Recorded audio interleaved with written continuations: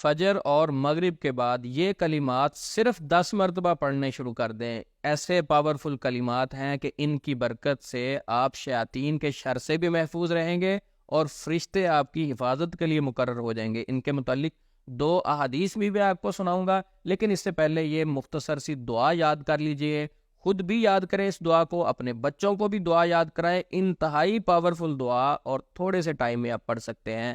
وہ دعا کیا ہے؟ لا الہ الا اللہ وحدہ لا شریک لہ لہ الملک ولہ الحمد یحیی و یمیت وہو علی کل شیء قدیر۔ یہ مختصر سی چھوٹی سی دعا ہے۔ اس کے متعلق اب آپ کو میں دونوں احادیث بھی سناتا ہوں۔ اس دعا کے متعلق پہلی حدیث سنن ترمذی میں 3474 نمبر حدیث ہے۔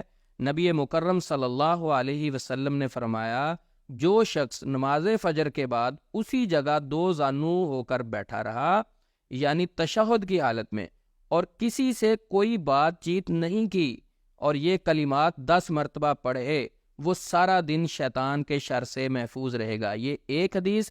اسی طرح اس دعا کے متعلق اب میں آپ کے سامنے دوسری حدیث رکھتا ہوں۔ یہ حدیث بھی سنن ترمذی میں موجود ہے۔ اس کا نمبر ہے 3534۔ نبی مکرم صلی اللہ علیہ وسلم نے فرمایا، جس نے مغرب کے بعد 10 مرتبہ یہ کلمات پڑھے، صبح تک حفاظت کے لیے اللہ رب العزت مسلح فرشتے بھیجے گا۔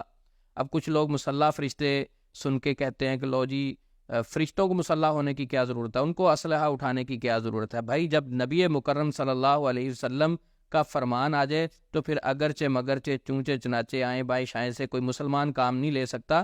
ہم تو اس پہ شک بھی نہیں کر سکتے، اپنا دماغ نہیں لگا سکتے، اپنی عقل نہیں استعمال کر سکتے۔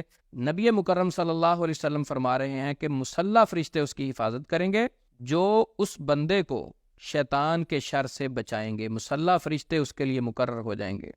یہ دونوں حدیثیں میں نے آپ کے سامنے رکھی۔ ایک روایت میں ہے کہ مسلح فرشتے اس بندے کی حفاظت کے لیے مقرر ہو جاتے ہیں، اور دوسری روایت میں تھا کہ وہ بندہ جب دعا پڑھ لیتا ہے شیطان کے شر سے بچا لیا جاتا ہے۔ تو اس قیمتی دعا کو خود بھی یاد کریں، اپنے بچوں کو بھی یاد کروائیں۔ انشاءاللہ اللہ رب العزت آپ کو شیاطین کے شر سے محفوظ رکھیں گے، وہ شیاطین انسانوں میں سے ہوں یا جنات میں سے ہوں۔ اللہ رب العزت سے دعا ہے اللہ رب العزت ہم سب کا حامی و ناصر ہو۔ السلام علیکم ورحمۃ اللہ وبرکاتہ۔